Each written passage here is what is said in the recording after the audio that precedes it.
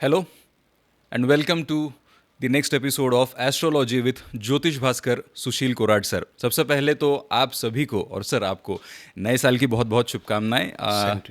गुड़ी पाड़वा हो चुका है और नए साल में कुछ नए रिजोल्यूशंस आपने ज़रूर किए होंगे और इस नए साल में बहुत सारी ज्योतिषीय घटनाएं होने वाली हैं जिसके बारे में आज के एपिसोड में हम लोग बात करेंगे। सो सबसे पहले सर आपका बहुत बहुत स्वागत है। Thank you. और इस साल की सबसे बड़ी ज्योतिषीय घटना या फिर सबसे बड़ा चर्चा का विषय जो है वो शनि का राशि बदल। शनि ने अभी मीन राशि में प्रवेश किया है 29 मार्च को और उसके बाद में बहुत सारी राशियों के बारे में चर्चा हो रही है कि किस राशि पे किस तरीके का परिणाम होगा। तो मुझे सबसे पहले जानना है कि शनि क्या है, ये तत्व क्या है?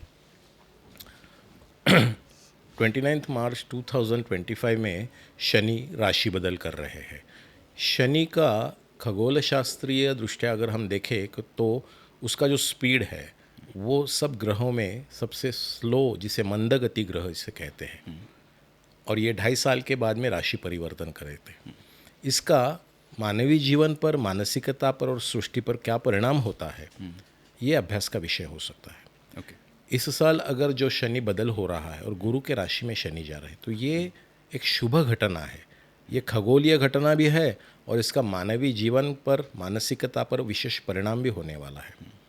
शनि इसे वायु तत्व का ग्रह कहते हैं। अभी देखिए, जिसे आप मंदगति ग्रह कहते हो उसे एक तरफ से आप वायु तत्व का ग्रह कैसे कह सकते हो। हमारे शरीर में जो पंच वायु है, पंच प्राण है, जिसे कहते हैं प्राण, अपान, व्यान, उदान और समान, इस तरह के जो वायु है इस पर कंट्रोल करने वाली शक्ति जो है ना, उसे सैटर्न कहते हैं।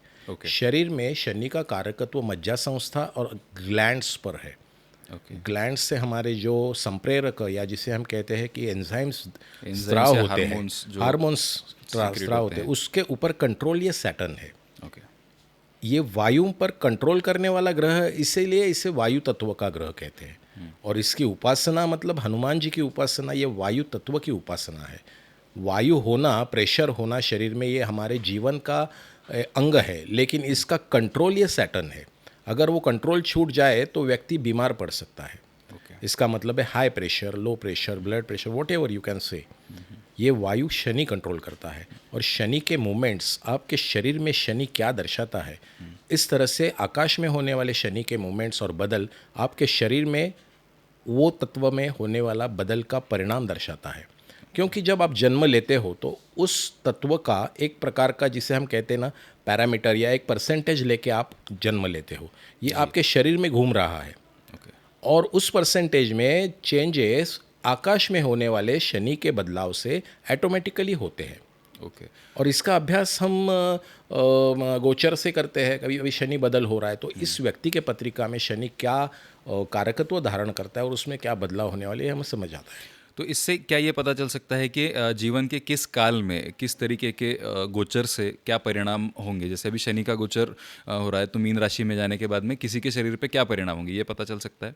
हाँ, बिल्कुल पता चलता है। पत्रिका में हम लोग, हमारी सारी पत्रिकाएँ ये, जैसे मैंने कहा, हमें तत्वों से बनी हुई है और इन तत्वों में बदलाव ये खास करके शनि लाता है। जैसे मैंने कहा, शनि एक गति का और गति पर कंट्रोल का कारकत्व है। अभी फॉर एग्जांपल आपकी शनि की राशि हो कुंभ या मकर राशि हो, तो शनि का बदलाव खास करके आपको ज़्यादा करके इफेक्ट करेगा। कुंभ और मकर राशि, क्योंकि उस तत्व से आप जन्मे हुए हो, उसका प्रभाव जन्मतः आप पर ज़्यादा है। आपके जन्म के समय पर चंद्र मकर या कुंभ राशि में था, इसलिए आपके शरीर का पानी खास करके मकर और कुंभ राशि के तत्वों से बना हुआ है। तो शनि में होने वाले बदलाव बिल्कुल आप पर ज़्यादा असर करेंगे। अभी जिसे हम साढ़े साती कहते हैं, साढ़े साती, इसका मतलब दूसरा तीसरा कुछ नहीं कि चंद्र राशि से एक राशि आगे और एक राशि पीछे से शनि जब चलता है तो उसका परिणाम इन 3 राशियों पर होता है, जिसे आप साढ़े साती कहते हो। शनि को कभी भी आप रॉन्ग इसमें मत लीजिए। ये डरने की चीज़ नहीं है, ये डिसिप्लिन की चीज़ है, ये कंट्रोल की चीज़ है। तो अगला सवाल यही कि साढ़े साती के बारे में बहुत लोगों के दिल में एक डर बैठा हुआ है कि अब मेरी साढ़े साती शुरू है तो मेरे साथ में क्या हो जाएगा। लेकिन जैसे आपने बताया कि ये जस्ट एक टाइम है, एक फेज़ है उनकी लाइफ का, तो इसके बारे में आप क्या कहेंगे? देखो, हमारी जब पत्रिका हमारे सामने लोग रखते हैं, पत्रिका में जो ग्रह दर्शाए होते हैं वो ग्रह कुछ भी नहीं करते हैं, ये आपका कर्म बंधन है। इस यूनिवर्स में जो भी आप करते हो उसका रजिस्टर हुआ हुआ कर्म बंधन आपके पत्रिका में दर्शाया जाता है। If you work on that by your karma, you give that the justice which you deserve.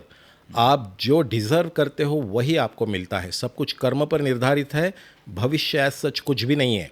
Life सिर्फ वर्तमान में है। ये आपके सामने एक रिपोर्ट पड़ा हुआ है कि इस पत्रिका में इस तरह से लिखा गया है।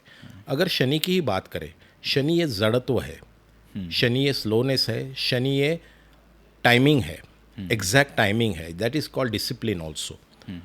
आपका शनि के साथ में जुड़ाव उसके नक्षत्रों से उसके गुणधर्म प्रदान करता है। इसका मतलब है शनि का अगर नक्षत्र उच्च हो तो व्यक्ति बहुत हार्ड वर्किंग और सिंसियर बनता है।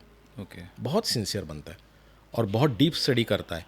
शनि अगर गलत नक्षत्र में हो, नक्षत्र देखो, मैं फिर से कहता हूँ कि नक्षत्र ये ऊर्जा है। ग्रह इति गृह्याति, ग्रह अपने गर्भ में क्या ग्रहण करते हैं? नक्षत्रों की ऊर्जा। आपकी पत्रिका या आपका जन्म नक्षत्र, ग्रह और राशियों का एक समीकरण जो लॉक हो चुका है। मतलब ये एक प्रकार का आपको कर्म बंधन स्टार्ट हो चुका है सर्कुलर मोशन में, जिसे हम पत्रिका में देख पाते हैं। अगर नक्षत्र उच्च हो, कुछ नक्षत्र जैसे है पुष्य नक्षत्र है, पुनर्वसु है, देवगणी नक्षत्र है, इसमें अगर जब शनि रहता है तो व्यक्ति को वो टॉपमोस्ट क्वालिटी का लाइफ देता है। वो देता नहीं है, ये आप डिजर्व करते हो और ये आपके पास आता है क्योंकि आपकी मानसिकता, आपकी शारीरिक क्षमताएं और आपके प्रयत्न करने की क्षमता उस उच्च कोटि की होती है और आप वो लेके आते हो। तो मतलब वो बेसिकली उस इंसान के नेचर को या स्वभाव को वैसे बनाता है कि वो अपने आप मेहनत करेगा। Exactly correct. और अपने उस सक्सेस को हासिल करेगा। बिल्कुल। देखो ये कैसा होता है, अभी एक समीकरण है, आप कुछ भी पदार्थ ले लो, उस पदार्थ में जो आप इंग्रेडिएंट मिक्स करोगे उस तरह से उसका टेस्ट बनेगा। आपके लाइफ में ग्रह नक्षत्र वो आपका समीकरण है जो आप लेके आए हो। आप उस पर काम कर सकते हो, एडिशंस से अपने कर्म से ऐड कर सकते हो और उसका टेस्ट आप उसके अनुसार ले सकते हो, लेकिन बेसिक पोटेंशियल हम पत्रिका से बता सकते हैं। एग्जैक्टली। सो साढ़े साथी के बारे में तो भी बहुत सारी चर्चा होती है आने वाले समय में। मतलब जैसे आपने बताया कि अपने अपने कर्मों से ही आप डिसाइड कर सकते हो कि आगे का कोर्स आपका लाइफ का कैसा रहने वाला है। इसी के साथ एक और चीज़ है कि शनि के बारे में ना बहुत लोगों के दिल में बहुत डर बिठा दिया जाता है कि शनि आपका ख़राब है, या ऐसा होगा या वैसा होगा, इसका ये नुकसान होगा। तो ये जो डर बिठाया जाता है, ये जो डर फैलाया जाता है, इसके बारे में आप क्या कहेंगे? ये दुर्दैव है। हम इस तरह से प्रोजेक्ट करते हैं कि ये शनि ये करेगा और वो करेगा। कोई कुछ नहीं करता है। ये आपका कर्म बंधन है। शनि आपका प्राक्तन दिखाता है, जो आप कर्म बंधन लेके आए वो दिखाता है, जड़त्व दिखाता है। आपके पत्रिका से ये समझ आता है कि you will have to struggle, you will have to repay what you have done in the past. इसका उपचार क्या है, उपाय क्या है? तो पहला उपाय यह है, हनुमान जी की पूजा करो। इसका मतलब क्या है? अपने आप को डिसिप्लिन बनाओ, फोकस्ड बनाओ और कार्य पर काम करो, वासनाओं से दूर रहो। इसे कहते हैं हनुमान जी की पूजा। पूजा पाठ करना है तो करो, लेकिन उसके पीछे का अर्थ पहले जान लो। ये तत्वों की पूजा है। इसका मतलब है शनि से डरने की तो बात ही नहीं है। ये सबसे गलत ये किया गया है चलन। और उसके ऊपर फिर लोग कुछ भी, आपका शनि ये है, फिर आपने ये करना चाहिए, वो करना चाहिए। अरे ये सब कुछ मैं कहता हूँ ना, मैं इसके बारे में कुछ बात नहीं करना चाहता हूँ। मैं इतना ही कहता हूँ कि every aspect in this universe is there to help you, is there to bless you. It is you that you have to catch it और ग्रास्प इट। हम सब एक प्रकार के ग्रह ही है। ग्रह इसका मतलब देखो क्या है, हम ग्रहों को प्लैनेट कहते हैं। एक्चुअली एक अलग गलत चीज़ है। प्लैनेट शब्द, ये प्लैनेटी, ये इटालियन शब्द से या लैटिन शब्द से लिया गया शब्द है। इसका मतलब wanderers, they wander over in the universe. ग्रह ऐसे है क्या? नहीं। ग्रहों की एक टिपिकल और स्पेसिफिक दिशा और स्पीड है, जिसे हम पंचांग में से पता करते हैं। एकदम करेक्ट है वो, एक सेकंड भी इधर का उधर नहीं, वो करेक्ट इसमें। तो इसे प्लैनेट कहना पहली बात गलत है। ग्रह इसका मतलब है ग्रहण करने वाली फिजिकल एंटिटी। हम अन्न ग्रहण करते हैं, हम विद्या ग्रहण करते हैं। ग्रहण इसका मतलब grasping capacity. What you grasp, we grasp the grahas grasp the capacities और energies from the constellations that are called nakshatras. नक्षत्रों के गुणधर्म है, नक्षत्रों को वासना है। ये नक्षत्रों की निर्मिति 28,000 साल पहले हो चुकी है। इस नक्षत्रों के ग्रह ग्रहण करते हैं गुणधर्म, और हमारे अंदर घूमने वाले ग्रहों पर संस्कार, जिसे हम आत्मा पर होने वाले संस्कार, ये नक्षत्र करते हैं। तो शनि ग्रह जो है ये जिस नक्षत्रों की ऊर्जा ग्रहण करेगा उस तरह से हमको वो रिजल्ट देगा। करेक्ट। और इसका किया गया अभ्यास ये ज्योतिष शास्त्र है। ज्योतिष शास्त्र ये रेमेडी वगैरह चाहिए तो मैं बोल देता हूँ, उसमें कोई ये बड़ी बात नहीं है। ये रेमेडीज़ का शास्त्र नहीं है, ये जानने की कला है। करेक्ट। सो जैसे आपने ग्रह और उनके ग्रहण करने की शक्ति के बारे में बताया, तो इसी के साथ इसी टर्मिनोलॉजी को आगे ले जाते हुए सूर्य ग्रहण अभी अभी हुआ है। जिस दिन 29 मार्च को शनि का बदल हुआ, उसी के साथ सूर्य ग्रहण भी हुआ। तो ये ग्रहण क्या है, सूर्य ग्रहण क्या है? हाँ, सिंपल है। सूर्य और चंद्र जब एक राशि में आते हैं तो सूर्य ग्रहण होता है। ओके। सूर्य ग्रहण करता है, इसका मतलब क्या है? अगेन द सेम टर्मिनोलॉजी, ग्रहण। एक दूसरे की एनर्जी वो ग्रहण करते हैं, एक दूसरे के सामने आते हैं या एक दूसरे के बीच में आते हैं। तो जब एनर्जी कंजंक्शंस होते हैं, एनर्जी ट्रांसफर्स होते हैं, उसे ग्रहण करते हैं। तो उससे डरने की क्या बात है? उससे कुछ एनर्जी उत्पन्न होती है। तो जब वहाँ ग्रहण चल रहा है तो आप भी वहाँ पे आप पाठ पूजा करो, कंसंट्रेशन करो, मेडिटेशन करो, आप भी ग्रहण कर सकते हो एनर्जी जो ऊपर चल रहा है। इसका मतलब है we all are related to each other like internet. ऊपर जो चल रहा है वो नीचे भी चल रहा है। इस वक्त अगर मेडिटेशन करो, प्राणायाम करो, कुछ आप उदार मतवाद से इससे आप अन्नदान करो, ये बहुत शुभ होता है। आपके कॉन्शियसनेस पे उसका असर होता है, मेंटालिटी पे असर होता है। इसीलिए लोग कहते हैं कि इस वक्त आप दान धर्म करो, भगवान की पूजा करो, ये करो वो करो। इसमें बुरा कुछ भी नहीं है। ये खगोलीय घटना भी है जिसका मानवीय जीवन पर बहुत उत्तम असर होता है। तो यही मुझे पूछना है कि मानवीय जीवन पर इस ग्रहण का क्या इफेक्ट हम लोग देख सकते हैं? नहीं, मैंने जैसे कहा ना, इसमें बुरा इफेक्ट तो कुछ भी नहीं है। ये साइकोलॉजी पर, मतलब मैं जिसे कहता हूँ ना, ये एम्पेरिकल स्टडी है। इसका मतलब ये है कि इसको आप इन डेप्थ एनालिसिस करके देखो कि अपना ध्यान लगाओ, ध्यान धारणा करो और देखो कि आप एक उच्चतम कॉन्शियसनेस को टच कर सकते हो इस ग्रहण काल में। ग्रहण इसका मतलब है to grasp, to catch, what to catch the energies exchange which is going up over there and you can catch it with in you. देख लो करके, और इस वक्त आप उसको टच कर सकते हो जो अदर फील्ड इसमें नहीं कर सकते हो। मैं ये हमेशा कहता हूँ कि ग्रहण के बारे में इतनी गलत चीज़ें बताई जाती है। This is the most beautiful celestial this thing happening in the universe. You must watch that.